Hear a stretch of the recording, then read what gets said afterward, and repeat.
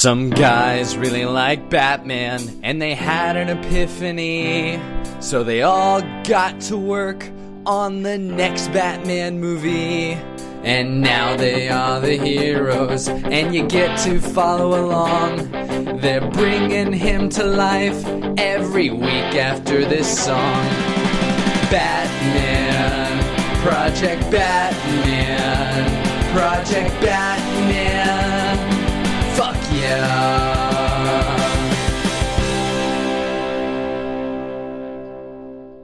So this is presumably the last episode of Project Batman before our 6 months special, which will be next week, which will also be awesome because we're actually going to have shit that's done. But I'm Vincent Ottobre. I'm Kenn Edwards. I'm Sean Dillon. I'm Chris Dillon. You may remember Chris from previous episodes. He's going to be here today because he can't be at the 6 month special. What? Why? I have to work Sunday. We'll do it another day. Okay. I'm off Monday and Tuesday. And then I'm off Friday, Saturday, and Sunday the next week. But I work. Monday and Tuesday? At night? Yes, at night. Really? All the time. I work literally 24 hours Oh a my day. god, we just figured out who the real Batman is. Who knew? Plot twist. You thought we were just making a Batman movie. Little did you know the actual Bat himself was here. Don't tell anybody. Just tell them to download the podcast. We need our numbers to go up. Okay. So, as is the subject matter of this podcast, right before we started recording, I was taking a piss, and seeing as we live in the generation of iPhones and I can't wait anymore, I don't have the ability to stand and pee just without doing something, so I have to check Twitter. And there was some news announced, which I'm sure all of you have probably heard by now, but I just found out, these guys know it a little longer than I did, but we're going to talk about it. Warner Brothers has chosen the new Batman, and his name is Ben Affleck. The studio has officially announced that Affleck will join Henry Cavill in Zack Snyder's Man of Steel sequel. Okay, so when I exited the bathroom and said I found out some information, and you guys already knew, you were like, the disappointing news, or whatever you said, the upsetting news. And you guys are allowed to have your own opinion, that's fine, but what? Come on. Why? First of all, even before this news, I don't know why the world hates Ben Affleck. I'll admit he's made a comeback for me. I loved The Town. I loved Argo. I love his directing style. I'll admit he's made a comeback. But when I heard Batman, the first thing I thought was Daredevil, if I'm going to be honest. And that movie was awful.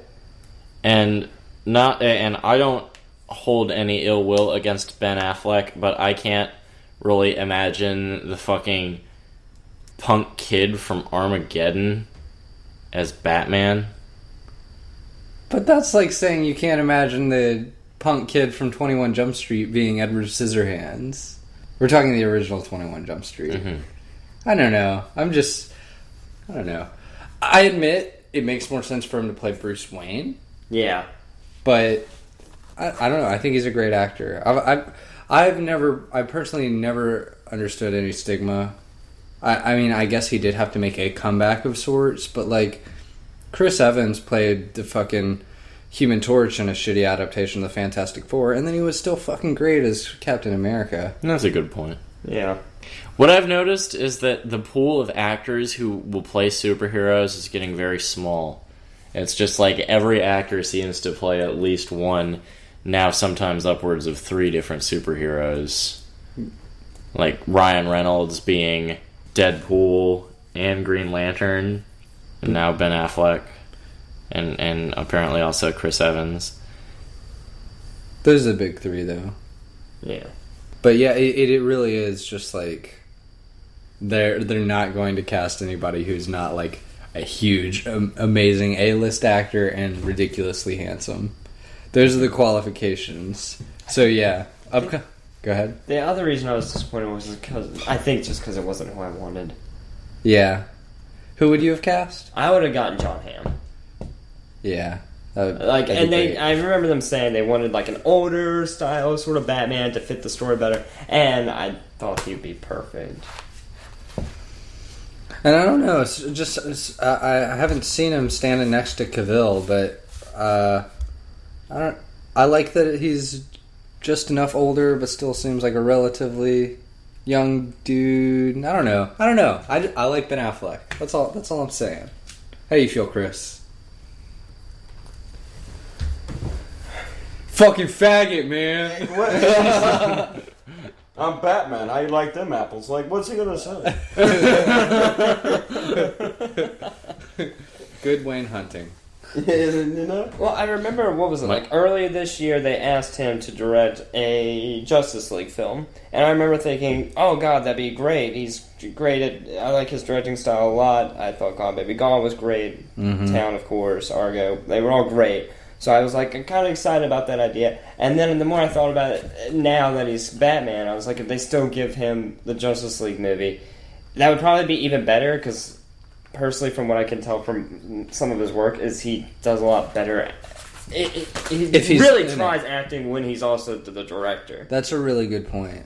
Yeah, like even going back to Good Will Hunting, it's like that was his best thing for a long time until he started writing and directing again, because he wrote that script with Damon. Yeah. And he was great in that. Obviously, he didn't have as big a part as Damon to be as great as, but when he's doing his own work, I feel like that's when he really shines. Mm-hmm. And if they give him the Justice League movie after this, he'll do perfect. That's a really cool thing to think about, and I really hope they learn from Marvel and that they don't need...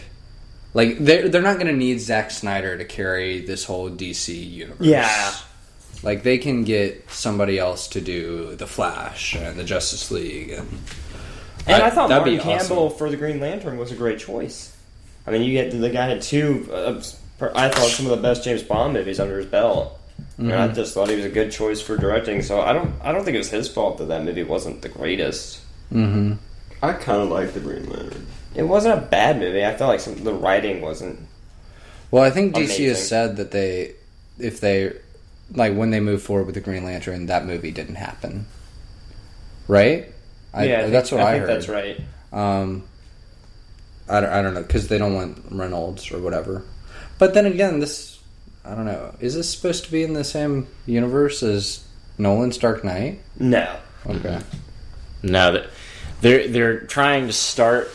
They've been trying to put together the cinematic universe like Marvel, and every time they have done it, they've had to start over. Mm-hmm. So, I believe the intent was originally to make this Superman film and then bring the Nolan verse and then Superman and then Green Lantern all into the same thing, and that's not going to work with either of those two other movies. So now they got to do it again. And I mean, honestly, I think the whole Justice League thing, they're trying to go for an Avengers thing, and it's never going to work. Yeah. Joss Whedon made a really good point. He was like, what's so interesting about the Avengers and the reason the Avengers works as a movie is because the Avengers really shouldn't be a team. Right. They only team up because they have to. Therefore, it creates conflict for an entire movie. Whereas the Justice League they opted to get together, and it makes for more of a Saturday morning kids cartoon vibe. Like it's very friendly. But, I mean, with how they've redone Superman, they could redo anything however they wanted.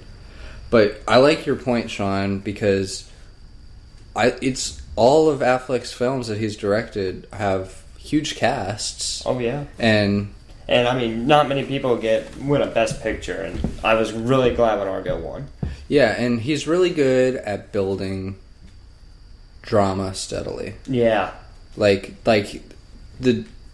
Especially in the Gone Baby Gone's more of like a thriller mystery sort of thing, but in The Town and Argo especially, like the story is constantly the conflict and the tension is always rising, but it never ever sacrifices those moments with characters, and he's really good with that. So maybe they could hand that off to him. I think that'd be awesome. Yeah, I hope that's what they do. So yeah, Bat Affleck. Yeah, Batfleck. Batfleck. Ben Batfleck. I'm Batman. You're wicked retarded, bro. That's what I'll say to Superman. Alright. So, I didn't have a chance to take notes on last week's episode, but we really only established a few things that I think we can remember. Mm-hmm. What we're doing is going through the fucking chronology of our story.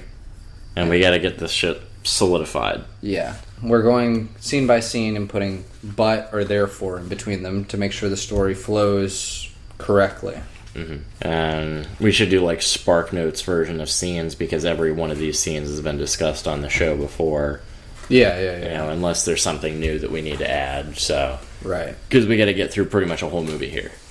So we stopped with Breakfast with Batman, where Batman basically sees a bunch of cities get attacked, and then decides to go to the...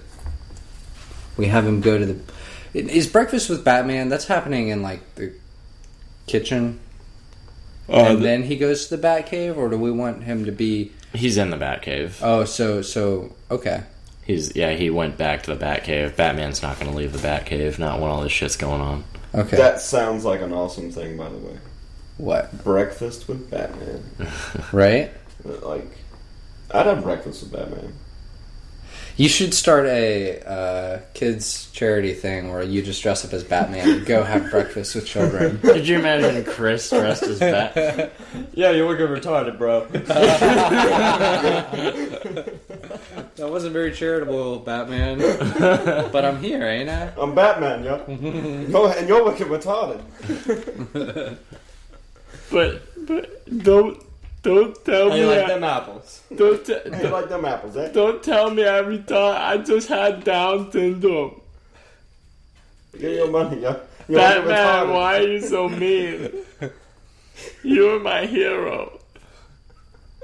You know what I look forward to? The day when I come to your house and you're not there. That's funny. That's awesome. God, just the idea of Chris dressed up as Batman.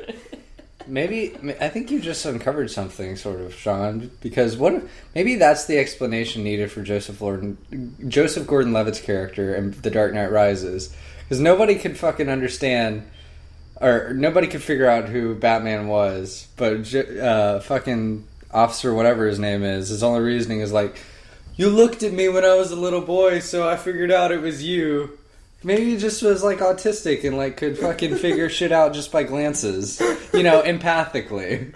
and then he shows up in the Batman costume, and he's just like, I mean, we know you need mental issues to be Batman. So at this point, are we supposed to assume that Joseph Gordon-Levitt handed off the Batsuit to Ben Affleck? Like, is that the idea? No, what I think happened was that Ben Affleck killed Joseph Gordon-Levitt. You're watching retarded, Or they could try to argue that maybe it is years later, and Affleck is Levitt. Maybe. They could. Who's Levitt? One of his guys. Have you seen The Dark Knight Rises? Which one's that one? It's the one. The one with where the Bane. Joker wipes his dick in Batman's face a whole lot? I saw that one. Who's this Bane guy? He was a boss, This is Dark Knight, that one, right? Because that's why it rises. Yeah, I saw that one. Yeah. No. The And one with Bane, not the one with the penis. Right. The one with penis. Hey, who is he? The very last shot of the movie, like, the new Batman is rising up in the Batcave. He was a cop the whole movie until... You remember the And then scene there with was the bus Batman. full of kids? Yeah. Oh, him. Yeah. Yeah. He was supposed to be Batman? Did you not I finish the don't movie? think. No, I'm actually not really sure if I watched it. It is hard to I've get just seen like a series of I clips. think you saw some of it. I don't think you watched it. There was Because I a knew you part didn't where watch the- all of There The was a Avengers. part where they took apart an airplane in midair. blew up the football stadium. Yeah. I saw the plane. Are And you the sure you father saw all shot- this in the movie, or did you see all this in YouTube videos where they're making fun of And then there's that part where Anne Hathaway takes off all her clothes to impress this one guy, but his roommate's sitting there on the couch, and he's like, whoa! And then she, like, screams because she didn't expect to be naked in front of that guy, but then she laughs because it was just, like, a hilarious situation, and then she just spends a good remainder of the rest of the movie naked. So And we went what- from and The how- Dark Knight Rises to Love how- and Other Drugs. I was gonna say, and how do you feel when you wake up from these dreams? Sticky. Oh, yeah. And that's 2 episodes in a row where we all fantasized about fucking Anne Hathaway. So We're doing good so far. hold on. Let's see if we can keep this going for the remainder Why of the did they program. cast that guy to do the new Batman stuff? Anne And they Hathaway? wanted an Anne older- Hathaway's not a guy. No, not that guy. The other guy. They wanted someone older than Superman. It's going to be Superman's big brother. Then why wouldn't they just do motion capture for Joseph Gordon-Levitt and make him look older? Like Duh. Yeah, it's like Looper. No. Dumb. I think Batman needs like a goatee, and that'd be cool. I think he should grow out his nose hairs really long. Like feelers. What if he had a Hitler stash? Ooh, a curly Q kind of mustache. That's what the Joker needs. He'd just go from really crazy stuff to just tying bitches to railroads. That would be awesome. All right, so Batman's in the Batcave. Alfred's like all like preparing breakfast, and he brings it down to Batman, who's been up all night, like fucking checking shit out or like designing the Batsuit, the new Batsuit. And Alfred's all like, "Man, I thought we agreed on some sleep." And Bruce is like, "I got an hour or something."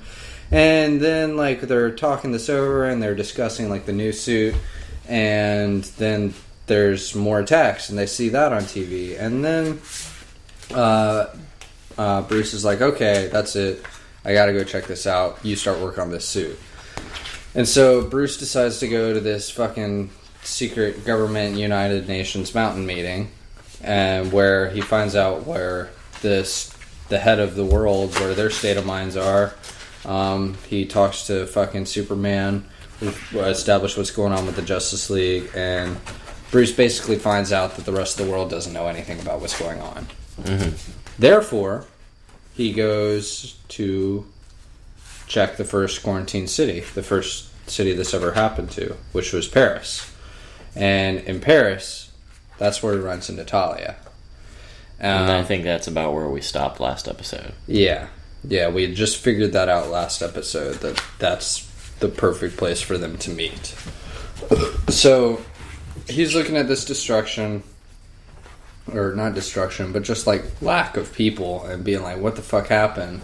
And then he sees Talia there. They have a confrontation. He doesn't really trust her. They're talking it out, sort of, or maybe arguing until they see this dog, and then they're like, what the fuck? Nothing's alive here, but there's this dog. Let's follow it. Dog leads them to a family in a cellar. They discuss what happened, and he decides to get a fucking sample of the dog's blood. A sample from the dog. Rips off like a whole fucking dog leg. Can you imagine him taking that back to the Batcave to analyze it, pulls it out of his utility belt, just fucking dog leg, slaps it on the table with a sickening thud. So he's like, I got what I needed to check this shit out. And this entire time he also suspects it could be Raish, and he also accuses Talia of being in on it. So like when after he gets the dog sample, he's like, alright, I'm gonna leave. And Talia's like, well, take me with you. And he's like, bitch, I don't fucking trust you. And she's like, well, you're looking for my dad anyway, and you only know where like 2 Lazarus pits are, and I know where they all are. I'm coming with you. And he's like, grr, fine.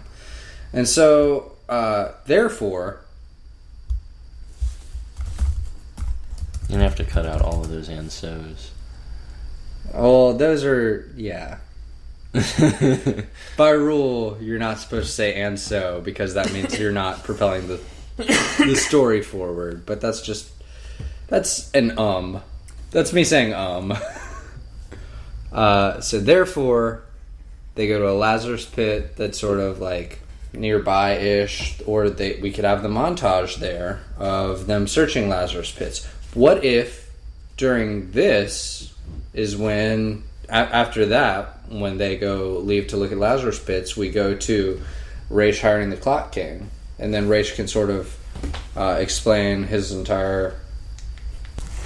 So when Batman meets Talia over in Paris and all shit is all fucked up and whatnot, does he like jump to conclusions like, what the fuck are you doing here? This shit's all fucked up. You're here.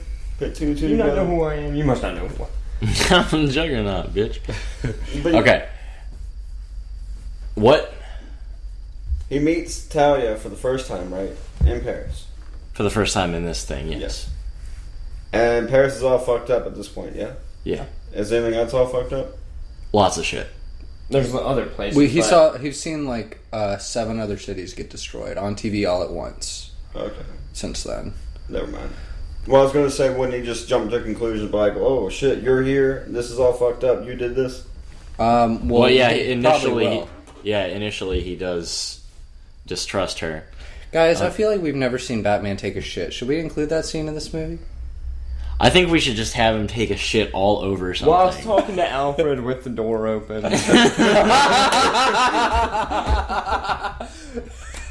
What? That's feed No, that's he's like designing the Batsuit in Breakfast with Batman. Alfred brings breakfast down and like they're talking about it. And There's just a lid on the chair in the Batcave. They never even they never even discuss it. Just at some point in the middle of the conversation, Batman gets up and he's doing this move or like I'm still talking to you, but I'm walking across the room. But like everything, we're still having this conversation. We're still in this moment. He like presses a button, a side of like a room opens up, and he just sits there. There's a toilet there, and he's just talking to Alfred. And they discuss the making of the Batsuit, and he's just there for a minute, and then just hold on Alfred for like maybe 20 seconds as they have the conversation, and you hear a toilet flush.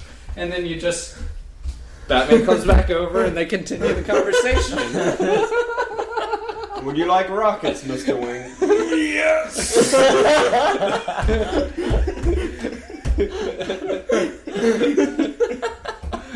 Okay.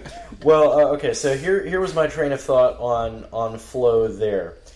Is that you were talking about that's where Ra's hires the Clock King. My thought on that was that was not until after they actually run into Batman. Oh, okay. Yeah, where Batman runs into that Society of Shadows guard over in, I forget what city we had it listed in. Mm-hmm. That's shortly after that, because then Ra's knows, oh shit, he's got evidence, whatnot, all that shit. Okay, alright, I agree. Good call. And then, if we want to have anything with Ra's involved in this shot, perhaps something to do with searching, seeing if Batman is present in Gotham City or something like that. I don't know. I don't even know if it's important. But how we can insert a little Ra's into this whole Ra's absence is this is where we have Talia discuss her history with Ra's. Somewhere in between the cities. There you go. Okay, so let's say they leave Paris. What we have listed next in the chronology is they check out one of the Lazarus pits, and that was our excuse of being like, it's this Lazarus pit is like near Milan, and she like convinces them like, hey, just like let's go get some dinner, yo. We don't want them to stop at that place first, if I recall. Didn't we want them to visit a couple of cities before they ended up there? Okay, and that's why I had suggested the race scene first, because we had discussed like the best way to represent time passing of them checking places out would be to show a montage of that happening while Ra's is describing what's going on to the Clock King. Like look, these people are look, the detective's following me, the detective's on my trail, and that way we can just show them looking through stuff. But okay, that should also be after the date in Milan. You're right. Okay, so here is my here's how. Let me see if I can work out the chronology on this. They leave Paris for a Lazarus pit. They find out that they find pretty much nothing there. And and then Batman, asks Talia what the hell is going on, and she explains everything that had happened. Then, I'm not going to do the buts and therefores because I don't have this assembled in my brain yet. Yeah. But at that point, they decide, okay, so we need to visit some of these other cities, see if we can find them, stop at Lazarus Pits and whatnot. Oh, we have the... That's right, I remember this. They stop off in a city for, refueling right after that Lazarus Pit, and that's where they run into the Society of Shadow Guard. So Ra's actually knows that they're searching for shit from the start. And he's trying to keep up with them, but he can't. And occasionally they'll run into some Shadow Guards or whatever, but... So, they leave from Paris, they go to a Lazarus Pit.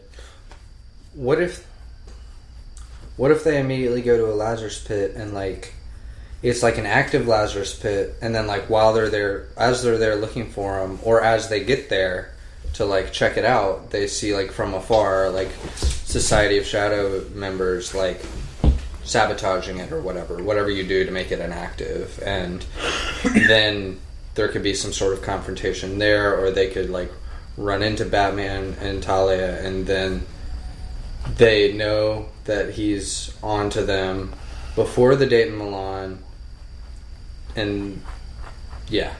Why would they be sabotaging the Lazarus Pits? You told me that we were going to have Ra's Well, he's got the last one. The way I took it was that they were naturally starting to disappear. So they come and they find the remains of a Lazarus Pit. Okay, well maybe the Society's just checking them, since he wants to make more, and it's fucking Lazarus shit and the alchemist shit that makes Abaddon. Mm-hmm.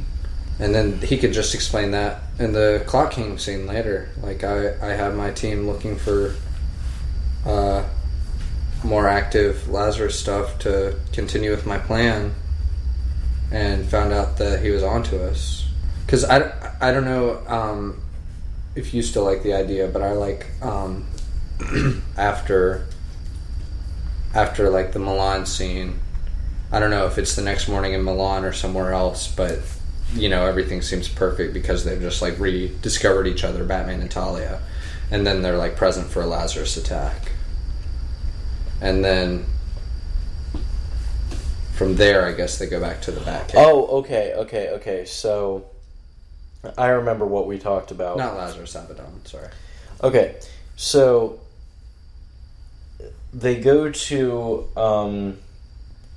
after they stop at the first Lazarus Pit and find nothing there, not even the Shadow Guards, then they go to a nearby city trying to figure out something, refuel something, we'll have a reason for them to be there. And then... Oh, shit. I'm trying to remember how this works, because we had... What is the chronology as it currently stands in there? We have it so, at the Lazarus Pit... We had them checking the Lazarus Pit basically so it could be near Milan. And then Talia's we're so close, let's just go check Milan. We said at the time that there doesn't really have to be a reasoning. They're just going to check out different Lazarus Pits in different parts of the world anyway. They'd be close to it. And then after that is the date in Milan. So they have... Do we want that near the beginning so it's more comfortable with them through their montage? Or do we want there to be a... No, we don't want there to be a big conflict, do we? No, I think they should have their date and be reconnected before we show a montage of them working together. Yeah, that's a good call. That's a good call. So we'll have the date not near the end of their journey, but actually near the beginning. Yeah, well, I think that's sort of midway through the movie by that point, because... But near the beginning of the journey. Right, yeah. Okay, so pretty much as is at this point. Mm-hmm. Therefore, they go to the date in Milan. They bed together. They wake up the next morning. Everything seems beautiful and perfect. For a moment, Batman's forgotten about the Abaddon attack. He's just I'm gonna go get you breakfast, sweetheart. And he's got like some coffee and some fucking croissants or something. And he's on his way back to the hotel room, and shit just bumps into somebody. It's a Society of Shadows dude. And then there's like a little conflict or struggle, and Batman's like, oh well, I better hightail it back to the fucking room and get Talia. And then they fucking get the fuck out of there. Didn't we talk about having them interrogating the Society of Shadows guy? I don't remember ever talking about that, but I'm kind of for it. Yeah. Okay. So maybe this was an idea that I had that I didn't tell you guys. Okay, so Batman fights the Shadow Guard and knocks him out, and it's a bit of a struggle for him because he's not, he's just fighting as Bruce Wayne, and he's still got his heart problems and his fucking bullet wounds and all that other shit. And well, wait, he's not traveling the world as Batman. How are they going to know it's him? Because he never took off his mask around them. But they know who he is. Oh, yeah, they do. Okay. Never mind. Yeah, Raish has his men perfectly well informed of who Batman is. Especially at this point. Right. They want them on the lookout for him. And so they fight, but Batman gets the upper hand, and he knocks the guy out. And then, he comes back to the hotel, and Talia is like, did you get the groceries or whatever? He's like, better. And drops the fucking unconscious Shadow Guard. And they wake him up, and they got him tied to the chair or whatever, and he's like, and he goes to, they don't have him tied to the chair, they just have him sitting there. Because then they wake him up, and he's just like, may the shadows live for... And Batman grabs his hand and rips off his thing that keeps that he's gonna try and wipe his mind. And Batman's like, no, we're not playing that game today. You're gonna talk. And they get some useful information out of him. Are they just going to confirm that maybe they could be trying to like egg him to confirm that Raish is behind it, and then like he just starts laughing when like there's some noise outside that signals. Okay, so maybe they're like egging him for answers about like is Raish behind this? You're here. That's suspicious. Like what's going on? And then like there's some like audio, like some signal. Maybe we hear a plane outside. Something that lets the shadow dude know that like an Abaddon attack is impending, and maybe he just like starts laughing, and then Bruce is just like, we need to go. And then Abaddon attack happens, they have to get out of there. The only problem I'm seeing now is with this scene is like earlier when we planned that scene, they were getting out of there on the Batwing, and it was going to be all Batman-y, but now we've changed it so he's not traveling the world with any of the Batman stuff. Well, I mean, he still has some of it. Like, he's got, like, the Batsuit, but he's not showing up to the mountain meeting. He doesn't have the Batsuit because that was his last one. And he actually says, we have him saying when he leaves this time that, like Alfred's like, how are you going to do this as you can't, you're not, how are you going to do this? You're not Batman. He's like, easy, I'll do it as Bruce Wayne. We have him saying that before leaving for the mountain meeting. Which is fine, because he doesn't really need the suit. Yeah. Does it make the moment any less triumphant for him to escape from the city just as Bruce Wayne? I guess not. But really, I've got it. Okay. So, Batman realizes he's been attacked by a Society of Shadows guard. Mm-hmm. Then he knows they're had. Mm-hmm. Now, didn't we have it at some point where he was supposed to call Alfred and check on the stuff in the suit? Mm-hmm. Okay. When was that? That was one of those arbitrary things where we were always like, well, we need to have some update on the suit, so we'll just have them talk to Alfred about that while they're abroad. Okay, we need to find a place for that, because I like that. And I figured out how we can tie it to this. Okay. So where does that go? I don't know, but I kind of had a cool idea with, like, if they're escaping from the city, and, like, what if the Society of Shadow member that they're interrogating, like, hitches onto their plane or ride, or, like, tries to get out of the way, like, with them, and then, like, Batman's, like, they get out of range of the city in the Abaddon, and then, like, Batman doesn't want him on his plane, so he throws him out the plane into the desert or whatever surrounds Milan, then throws him a jug of water. That could work, but okay. So here's what I'm thinking. Okay. Is that the when he gets back to the hotel with Talia and drops the guy there, is like, I have to make a call before we do anything else. Yeah, you know, he calls Alfred and is like, hey Alfred, how's the suit going along? And he's like, yeah, this is it's going along well. I found something, and then I found your servo motors or whatever. And then Batman's like, great. Hey, send my things. And so then the Batwing will actually, we won't see this until it actually shows up, but the Batwing will disembark with the Batsuit and whatever. With like a new Batsuit, like Alfred, while making a new prototype for a new suit, also made a new old suit.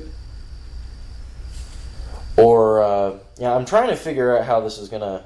I know I'm not. I get that these are like a few separate puzzle pieces we have to figure out how to fit together. Okay. Maybe earlier on, Alfred says something about refurbishing one of his older suits. Aha. You say your thing, I'll remember mine. Okay. He asks for him to send him his things, and Alfred's like, but sir, that was your last suit. And then, I don't know, doesn't he have another sort of suit in the glass case, or a prototype of something else that, like, Bruce can be like, send that? Just send that. Weren't we talking about one time there's something in the glass case that we could use that I don't know, this is very vague, but like I remember at one point we were talking about, one of you two noticed there was something in his wall of like glass cases of different suits and stuff that like he could use and we could possibly implement if need be. Well, the thing is that in the episode of Justice League Starcrossed, it actually shows the Beyond suit clad in the yellow as opposed to the red sitting there in the case. And I don't think we discussed it recently, but I think it was discussed that was actually something, at least my idea was that was something that Batgirl designed for him, and he decided to use that as a test bed for the new suit technologies, and that's what Alfred's working from now. And I think he was supposed to mention that at some point when they're talking about designing the new suit back in the Breakfast with Batman scene. But then, couldn't he just send the Batwing? I kind of like the idea of Bruce Wayne just having to escape using his wit. You mean just as like Bruce? Yeah. I was gonna say, what if the society finds out he's there in the city? He goes to leave with Talia, and like maybe sees like this, like they've been informed, like the Society of Shadow dudes are waiting around his plane or like sabotaging his plane, and then that's when Bruce is like, send the Batwing, and then we don't need to worry about a suit, and then maybe the Abaddon attack happens, and then like right at the last minute the Batwing shows up. And yeah, because I think getting the information out of the Society of Shadows guard is the last thing they need while they're in Europe, so after that they can leave. Mm-hmm. Oh man, had to change a flight. Though wait, hold on. No. Okay. We fucked up because this is still in Milan. They haven't visited any other cities yet. Why the hell? Okay, so they run into the Society of Shadows guard the next day in Milan, and they leave. Okay. And then they could go elsewhere.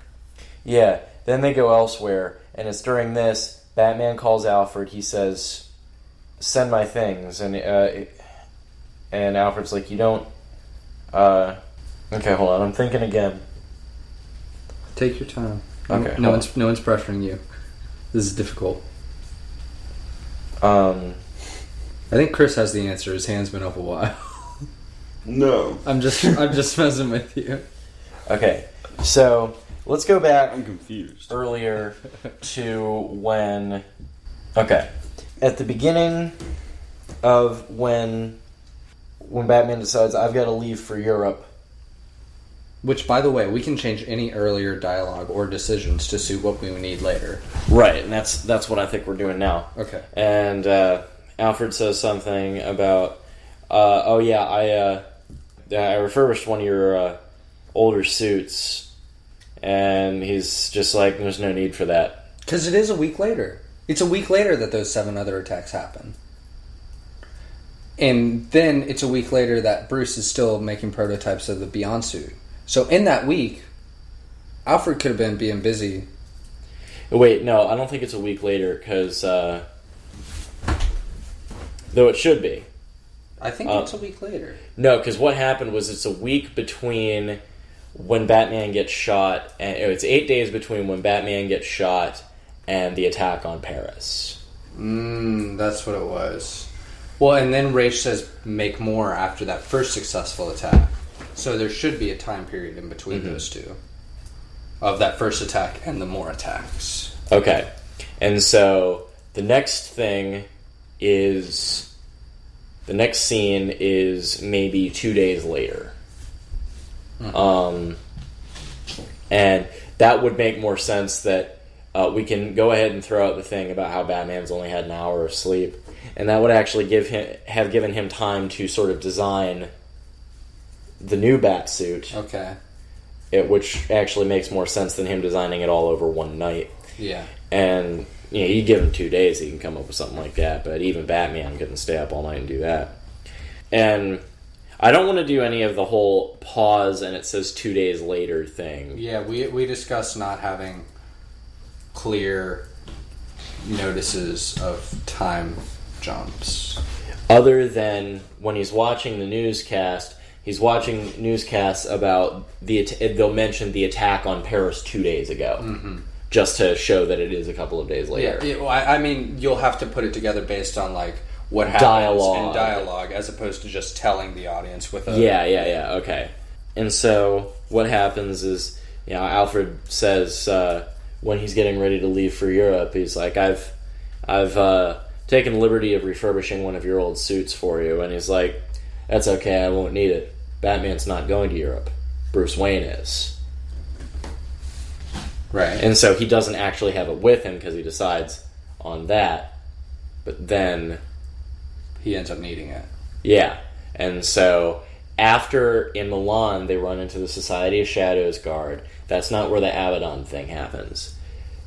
Bruce is like, he calls Alfred and asks him a couple of things about the suit. And then he's like, okay, well, we've run into some problems here. Send my things. And then from that point, they're going to travel in the Batwing, and Batman will have his suit with him. He won't always be wearing it, but he'll at least be prepared, because eventually... I've got it. He says, send us things. They leave the Society of Shadow member to himself. Apparently, and then it's shown after they leave, the Society of Shadows guy has a little beeper on him, and he's pushed it at some point. And so they know, and so the rest of them know something's amiss. And that's how Ra's gets notice. Oh shit, it's Batman. It has to be Batman. There's no one else it could be. And then shortly after that, he decides, hire the Clock King. And as he's explaining what's going on to the Clock King, that's the montage of them traveling, trying to find out what's going on, asking things, traveling to quarantine cities. Okay. And then after that's established, it flashes to Batman and Talia in a hotel early morning, crack of dawn, maybe even still dark. And what wakes Bruce is screaming. Lots of screaming outside. he rips Talia out of bed. He's like, we've got to go now. And they actually, they end up taking, because the Batwing's not parked in town. It's, parked out in the outskirts. There's somewhere where they can actually get to it. And so, they hear all this screaming and everything, and they see this huge dust cloud coming towards them, and they're actually outrunning. They're running away from, because it's spreading slowly. But then what happens is that there's just like a big further gust of it, like a second wave as they're approaching the Batwing. Then they hop in the Batwing and they're flying, and then they're flying away. And then it's as a result of that, the whole near death thing is just like, he had to have known where we were. It's the only explanation. This is too, because they're in because they're avoiding major cities. Okay. They're avoiding them because they know those are going to be spots for attack. They're in like a small little village somewhere. Right. And because the small town was attacked, Batman's like, Ra's knew we were here. He set this attack up. We need to get back to Gotham. Okay. And so they fly the Batwing back to Gotham. Then, from there, we have the entire chronology of the rest of the story. They get back to the Batcave. They explain some shit. Then there's the ambush. All right, hold on before we move there. I like everything you just suggested. When what hit you for all that hit you and you started explaining it, I had a separate explanation for a little bit of chronology. Okay. So let me offer that. If it doesn't work, then we can go with what you said. Okay. Or we can implement the two. I was going to say, what if when they check the first Lazarus pit, that's where they find out, that's where they run into a Society of Shadows member that's getting more Lazarus stuff for Ra's.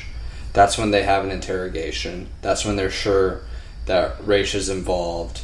That's when he can leave him in a desert, throw him in water or whatever, and then say to Alfred, contact Alfred, be like, this is bigger than Bruce Wayne, this is a job for Batman, we definitely know Ra's is on to us, send the Batwing. Now they're right outside of Milan, so it's going to take a minute, so Talia's just like, are you hungry? Can we just get dinner? Well, I mean, it's going to take a minute for the Batwing to get there. He thinks the fucking Shadow dude is just traveling across the desert, doesn't really have any way to get in contact with Ra's.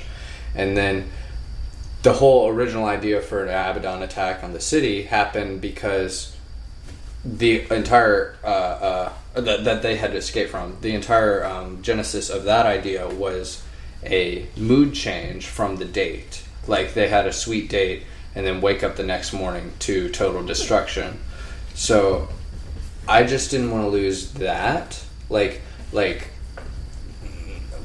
having stuff in between those two moments. So they have the date, things go good, then they wake up, there's the Abaddon attack, and then like they're not sure if they're gonna make it, and then like at the last moment the fucking Batwing arrives and they can fucking onto the Batwing and then get away that way, and then Ra's knows they're onto them. Go to the Clock King hiring sequence, and then from there.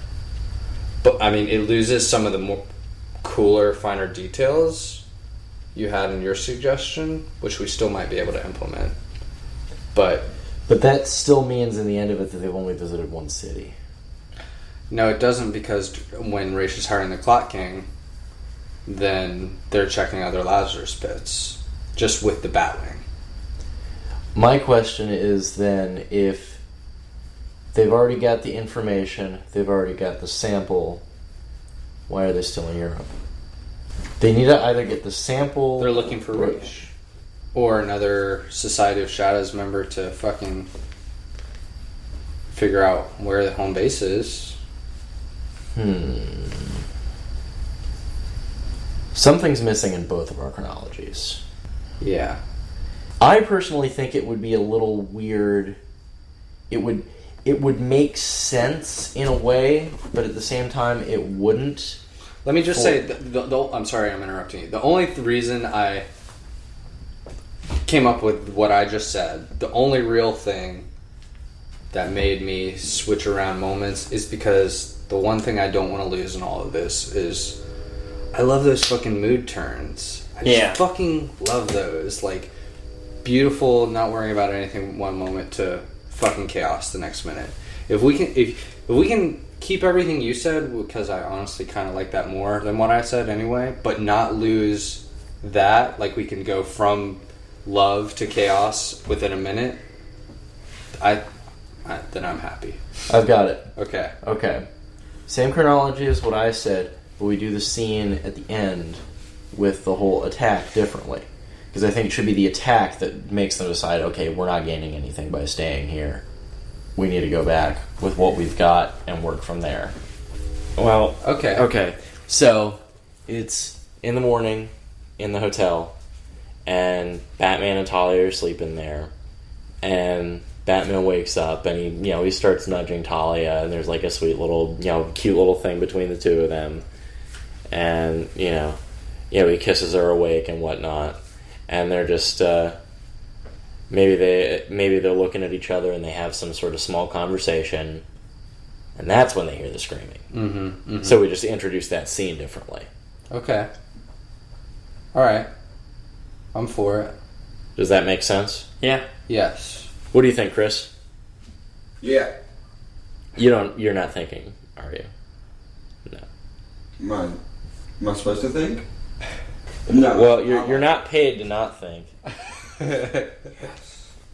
No. I like it. Sounding good. Okay. So, from the Abaddon attack abroad, Bruce and Talia escape it. They're like, well, we have what we need. And Raish really has a pinpoint. Because they're always, like, at least a step ahead of Raish. Until then. And that's when he's like, okay, let's go back and see where Alfred's progressed on this suit, what we can figure out. Okay. And how I just got it. How we segue that, because this is really important for that to make sense, is that they segue the end of Raish High and the Clock King. Somebody comes in and says, hey, we know where they are. There you go. Yeah. Okay. So, sorry to interrupt you. Keep going. No. I think I was done. Okay. Or something. So, and then from the ambush, we've got everything. Yeah. Okay. So can you lay out from beginning to end the movie? Just Paris to really the ambush, from where Batman and Talia meet in Paris to the ambush. And yes, but personally, just so I understand the flow of the whole movie, I want to start from the beginning and go to the end. Yeah. Do whatever. Okay. So we start off very beginning of the film is a flashback to like the 1450s. I forget the year. Raish comes upon the alchemist, attacks him. Alchemist is killed. Raish takes the cure. We don't know what he's doing with it yet. It's not really explained. He just really likes all their songs. Robert Smith, he's just a huge fan of them. And then Raish and Ubu discuss, okay, where are we attacking? And Raish is just like, it doesn't matter yet. We just gotta keep doing this. Then we jump to Batman and Gordon in the little diner. They have their little dialogue about Gordon retiring and whatnot. Then Batman goes off to stop a robbery, gets shot, goes back to the Batcave, has a discussion with Alfred about how he needs a new suit. Then it's 8 days later, Batman has sort of cobbled something together, and Alfred's like, what the hell is this thing? And he does the little training sequence, and then shit goes downhill from there. Then Paris is destroyed, and they see it on TV. Then they decide to call it quits for a day. 2 days later, Batman's watching the news. He's having designed a new suit while trying to scan for any evidence of what's going on in Paris. And then they see all these other cities die. And then Batman decides, okay, I need to go to Europe or no, he doesn't head there from Europe. He goes to the mountain meeting. Okay, I think we discussed it last episode. The Batman intercepts some sort of government message about there being a thing. How do we have Bruce Wayne? We decided that he's rich enough that he knows about it. That we don't need to explain how he knows about it. That it's just understood that fucking global attacks happening means that the United Nations are meeting. Mm-hmm. And that he's in on it. Now, okay, now this is actually that's still hurting me because are the United Nations going to let him in? And this is supposed to be kind of a secret meeting, and for all they know, Bruce Wayne could be the person behind it. They're not just going to let random people in. Right, but he's a rich guy, and they always contribute to fucking charities and shit, and rich people pull power in the world. I've got it. You think Bill Gates isn't at government meetings? Okay, so I just figured out how Bruce gets to the thing. Superman gets him in. That's exactly where I was going with that. We have the same thought here. They try and tell Bruce Wayne he can't come in, and Superman's like, "It's okay. I know him. He's cool." That's when we first see Superman. Mm-hmm. Okay. That's pretty fucking cool. Yeah, it's a good thought, because, I mean, Superman's going to be there anyway. Okay, so Batman leaves for that, and then he decides, he calls Alfred back, and he's just like, okay, I'm heading to Paris, I'm going to see what I can figure out. Well, that's right, because he's stopped over there. Maybe we don't need to have him get his gear shipped to him, because he's going to, like, Nevada or Colorado or one of those places. I forget where that mountain is. But then, the next stop would be Paris, but he, I guess, goes back through Gotham City and gets the stuff. Gets what stuff? Like he acquires the Batwing and his suit. Mm. Okay. I've got this again, and I gotta start over again. It's okay. Okay, so let's just start from where Batman decides, okay, I need to go to this mountain meeting. He goes to the mountain meeting. They don't want to let him in. Superman says he's cool. Then him and Superman have a little conversation, and Batman's just butt out. And from there, Batman decides, he calls Alfred back, and he's like, okay, I need to go to Paris, see if you can get one of my suits ready by the time I get there. And then the next thing, it's implied that he's leaving from Gotham. I mean, we don't actually have to show him stopping off in Gotham, but then he's in the Batwing and he's flying to Paris because he doesn't have to worry about... Maybe he should say he's going to Paris from the mountain meeting, and Alfred suggests he comes and gets the Batwing, and Bruce is like, why? And Alfred's just like, better mileage, sir. And then just see him arrive in Paris with the Batwing. That could work. I mean, then we can just cut from one scene to the other without showing him stopping in Gotham. Actually, that's not a bad idea at all. Okay. So let's do that. And then...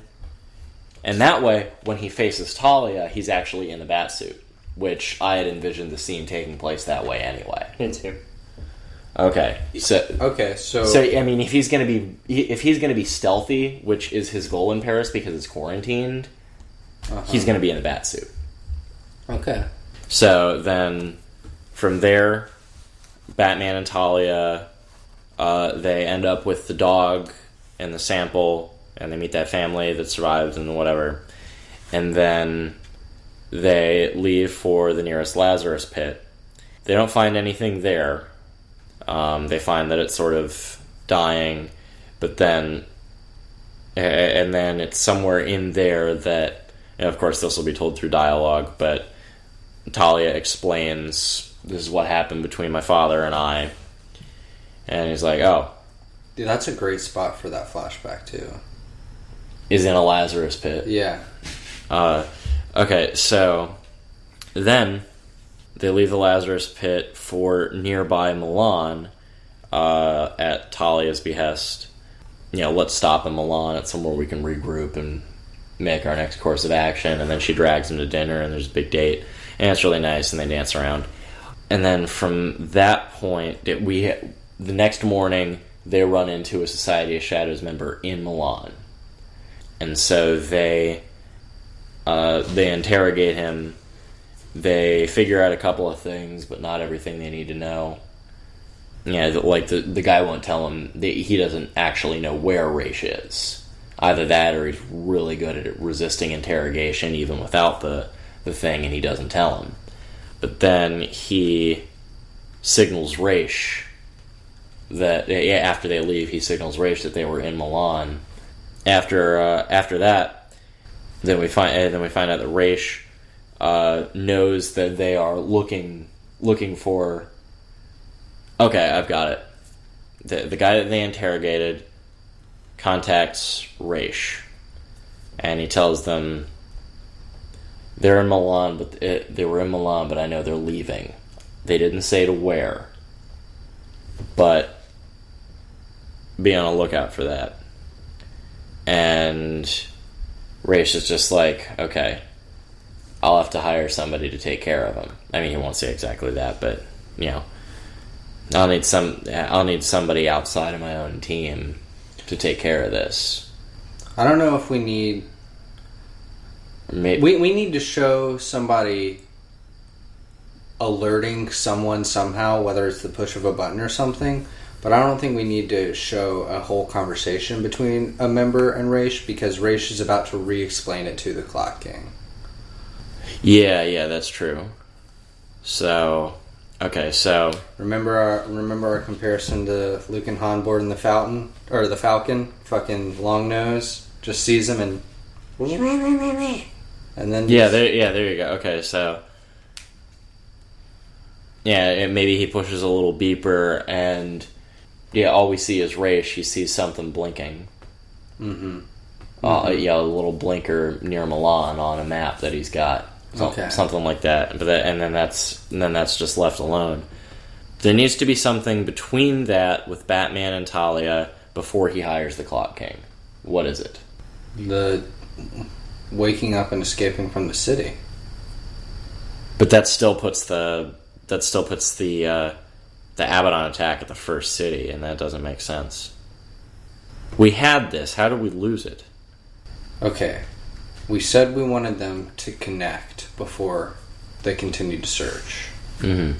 And they are searching because they are looking for any trace of Raish or the Society. Yeah, they're trying to figure out where he is. So they can't be positive of any of it until after the montage when Raish is hiring the Clock King. So basically what we have to do is... So here's what happens. The Society of Shadow member sees Raish and Talia probably at a Lazarus Pit or in fucking Milan. Then they have the date in Milan. We go to Raish hiring the Clock King because he knows about them.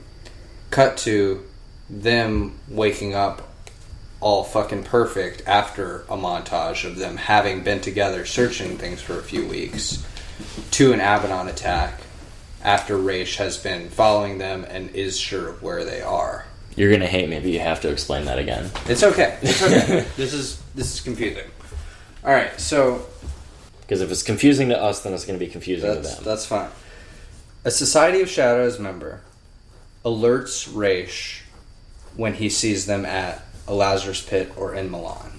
Mm-hmm. Which one is it? We gotta consolidate that. One's following the other, so it doesn't really matter since it's just a moment. Mm. I'll figure it out in the screenplay process. But he's alerted. Cut to after their date in Milan to Raish hiring the Clock King. While Raish is explaining everything he's doing, basically getting the audience in a place where where they understand what he's doing, his history behind it, he's going to also explain that someone's on his trail and he needs somebody to stop them. That's what he needs the Clock King to do. And if he can't take care of it himself. So they're not going to interrogate anybody? If what I'm about to say ends up working, then no. That might be superfluous. But, so they are montaging and fucking gelling and fucking finding out where Raish is or whatever. And maybe Raish just sends the Clock King to Gotham. He knows Batman's on his trail. At some point he has to end up back in Gotham. He's like, if I don't succeed killing him while he's abroad, then you be waiting for him when he gets back. And then I think that makes way more sense than just sending the Clock King there on a whim. Anyway, he says go wait in Gotham in case I can't kill him. After that hiring scene in the montage, it's implied that it's been a while. They've been searching for certainty that it's Raish. They wake up, they're in love. There's a fucking Abaddon attack. And because it's in a small place, after they just nearly escape it, Batman says, okay, we're sure it's him, because he knows it's us. Then they go back to the Batcave, and then the Clock King attacks, and we take from there. Okay. I still think that there needs to be the interrogation in there somewhere, and here is why. Because Batman knows, from the attack on the small town, the Abaddon attack, Batman knows that they know that him and Talia are looking for them. That still wouldn't be proof that it's Ra's al Ghul behind it.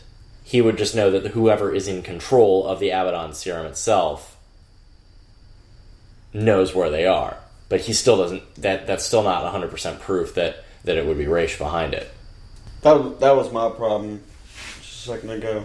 I mean, it's Batman. He shouldn't just deduce it like that. You know what I'm saying? What if he wakes up and... Okay, I got it. It's not maybe.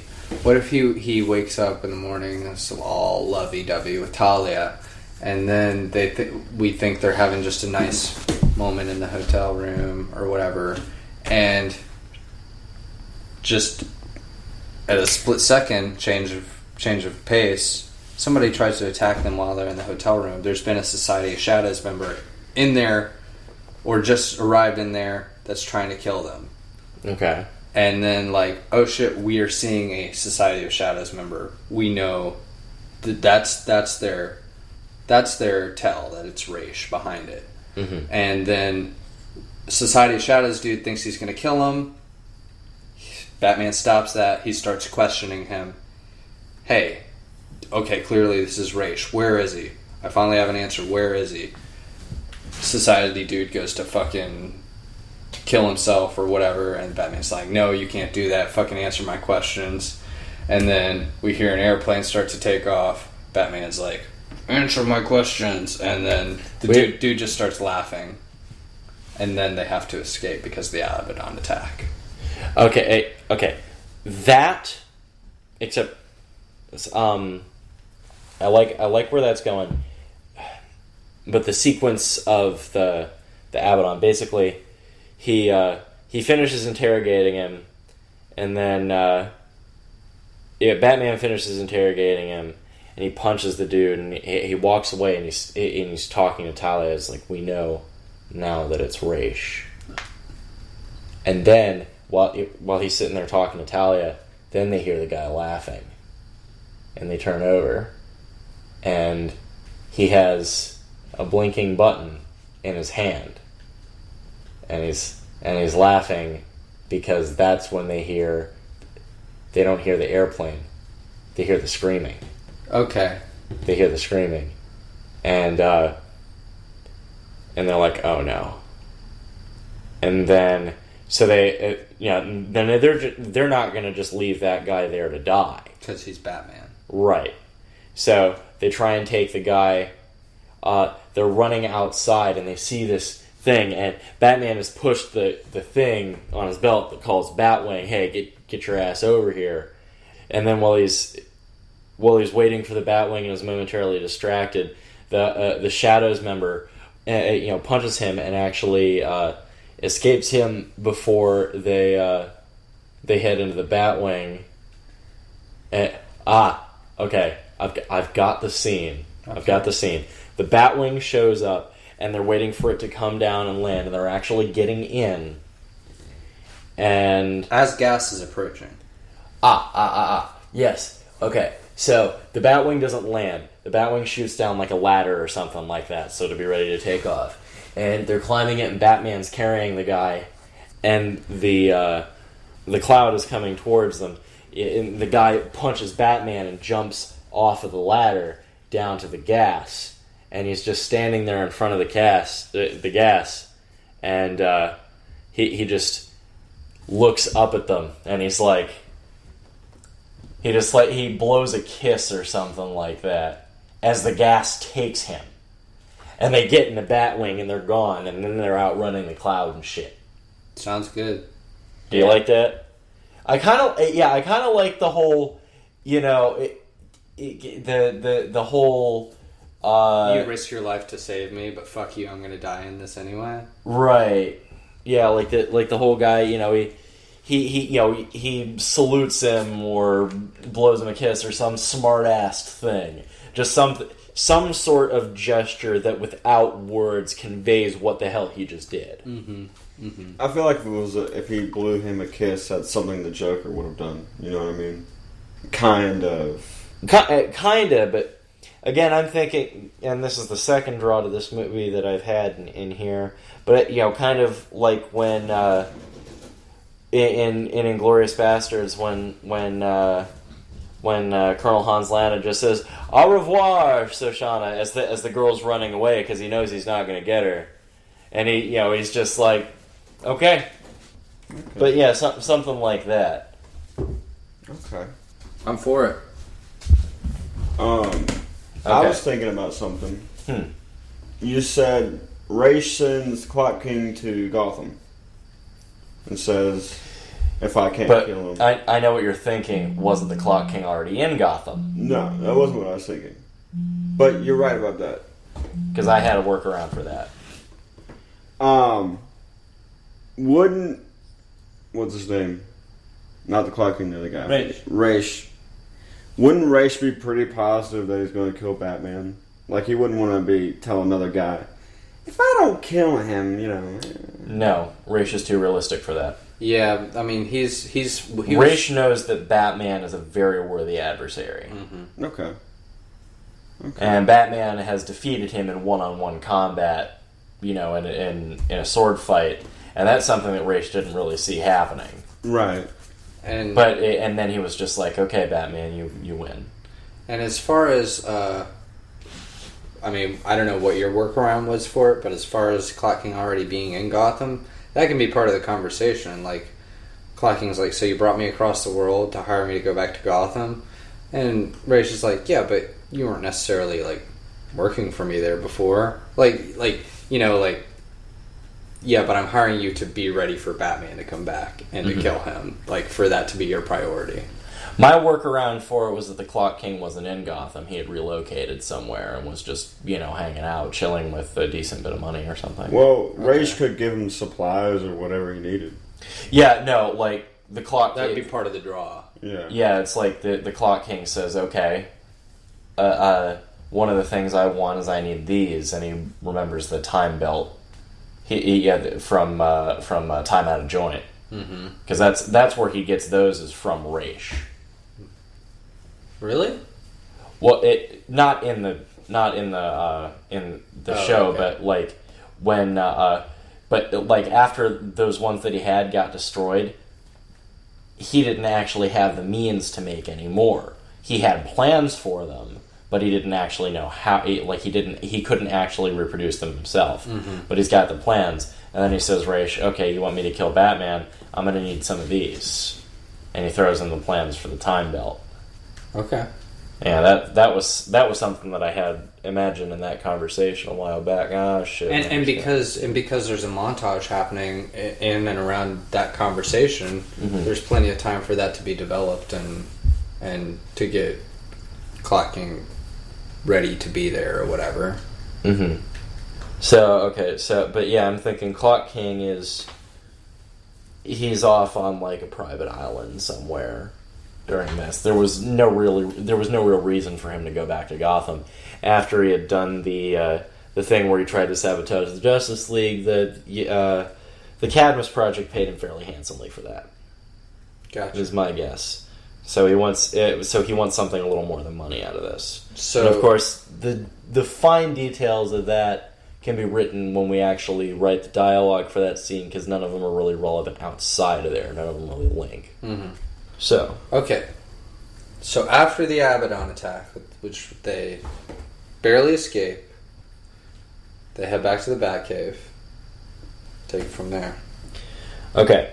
So and the entire idea of Batman getting back to the Batcave and wanting, like, with the sample is to be like,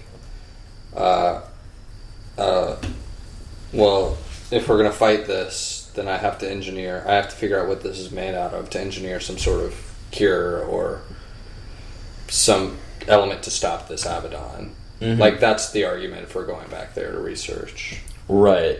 As well as we need to get the hell out of Europe because we're getting killed. Yeah. But, okay, so then they go to the Batcave. You know, Alfred discusses that the suit is finished.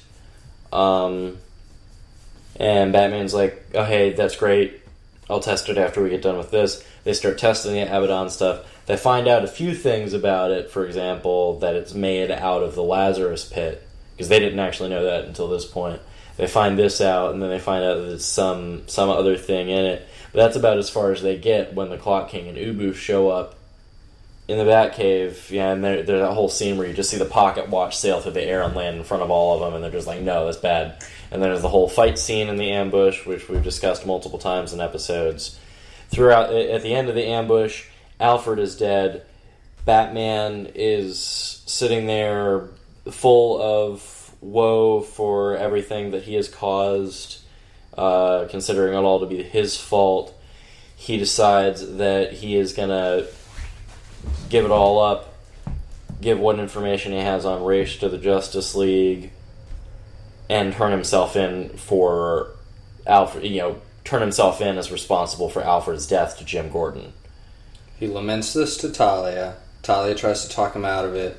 Bruce resists any other form of consolation. Yeah, until he fucking shoos her away, and then his subconscious takes over, and he's got to deal with his own issues and the Joker. Yeah, he has this hallucination of the Joker, and there's this big dialogue scene. And when we write that, it has to be very important that something the Joker says turns his mind around. It has to be like some sort of epiphanal statement. It's got to be the dark half of him which is voiced by the Joker. It's not really the Joker, but the Joker is voicing the dark half of his subconscious.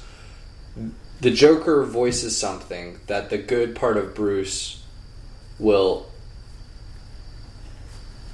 be unable to deny. He'll be unable to fight whatever that dark part of him said. Like, no, that's not true, and I have to prove to you why I'm the good guy and why I will prevail. Right. And then from there is the record time sequence, which Talia is present for, or do we want her to be? Do we want their confrontation to be big enough that, like, he's shoot her away, and then after the record time sequence, he goes and finds her? How I think the scene will work is that, he shoos her away, but he runs past her on the way to the Batcave.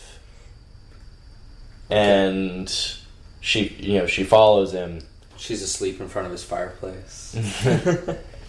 But, she follows him and she sees the whole thing, and he's just like, okay, we need to find Ra's. And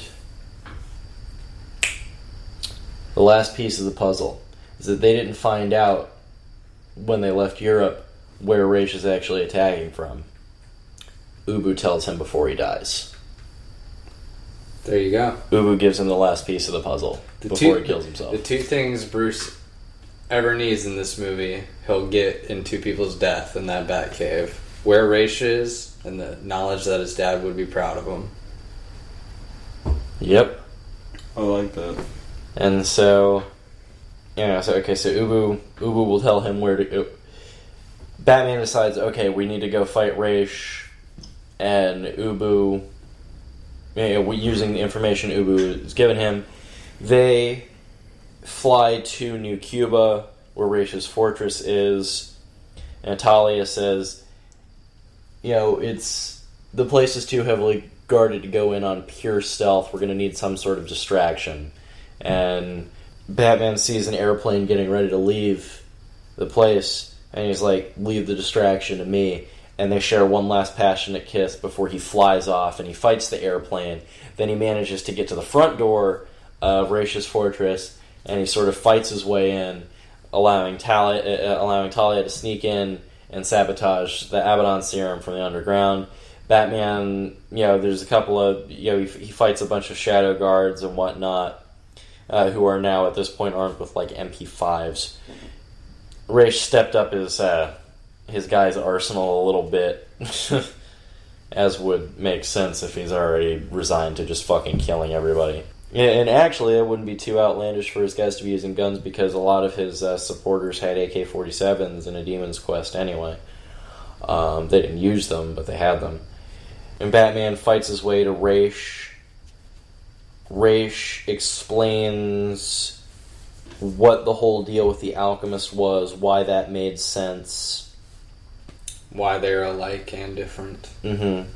And then, huge fight scene as Talia manages to disrupt the Abaddon plant. And then, Batman's getting his ass kicked and Raish is about to kill him when Talia shows up, stops Raish from killing Batman, and then Batman gets the upper hand and hits Raish with his own Abaddon agent. Raish then, realizes that he's lost, and Batman goes in his little dialogue about how he hasn't actually killed Raish. He's merely just taken away the his one strength. And then, Batman gets ready to leave, but then he gets in that fight with Talia, and Talia's like, fuck you. Talia's like, hey, hold on a minute, and then Batman's like, no, fuck you, and Batman leaves by himself. And then Raish tricks Talia into giving him her body. Then there's the whole scene where they switch minds, and then Raish's old body disintegrates, and then he's in Talia. It is explained during this that Raish still has access to Talia's memories, so that's how she knows about the Milan date and other personal details later on and out of the past. Then Raish and Talia goes to kill Batman disguised as Talia. It doesn't work because Batman flies away too quickly, and Talia's just like, okay, you win, haha. But then that's the last. But then we go back to Gotham. Batman's watching the news, and Talia is, Raish and Talia is actually on the news, explaining some things, and it's just like rebuilding the Society of Shadows in order to help everybody get past this conflict. And then there's something on the news about Jim Gordon retiring and Batgirl being admitted to the police force, something of that caliber. Just a little nod on the news about that to what was mentioned at the beginning of the film. And then at the end of watching the news, it says something about notorious robber such and such, who we'll remember from the beginning of the movie as the man who shot Batman, is suspected of being behind a bank robbery taking place right now on such and such street. Then Batman, and then we show the guy robbing, and Batman shows up and he's like, "Hey, remember me?" And he fucking punches the guy, and that's the end of the movie. Bam! Awesome. Like it. Does that make sense? Yes. Are there any holes? that we need to take care of? There aren't right now, but there will be once we start writing, and that's part of the process, and we'll tackle them when we get there. But right now, on a structural level, I think it's good. So that's definitely something for us to celebrate for our 6 months, is that we have a coherent story that will become a screenplay. We will need, at some point, we won't need it for the next episode, because the next episode is not going to really be a development episode. Right. I think we'll spend a lot of it swapping stories. Yeah. You know, our favorite shit that happened on the show or whatever. Yeah. But then sometime before the episode after that, we'll need those notes consolidated from this episode, and then like an official, this is what we're working with, at least for the time being. Of course, we can still make changes to this later, but for the most part, this is the structure we want to stick to. We should all... Chris, we'll wait till you have a day off to fucking do this 6-month episode. It doesn't need to air on the exact same 6 month that we... No, they'll get it. Yeah. It's 6 months into the project. People get that. Well, I definitely want to be a part of it. And I'd like for us to have some like food, and I'm gonna grab some champagne. Yeah, I want everybody to just bring something. Prepare a game. Prepare an activity. I mean, because it's gonna be, there's the podcast, and then there's actually gonna be a small party. Yeah. Okay. Bring someone if you want. I mean, other people. I mean, this is just fun time. We deserve a fun episode. Right. But yeah, look forward to that next week. Now that we have all of that settled, actually, Detective, we have counted 2,056,986,000. A most impressive plan, would you not agree? Yes, I can see it clearly now for the first time. You are completely out of your mind. Ben Affleck, Batman! Batfleck. Batfleck! I'm Batman, you're wicked retarded, bro.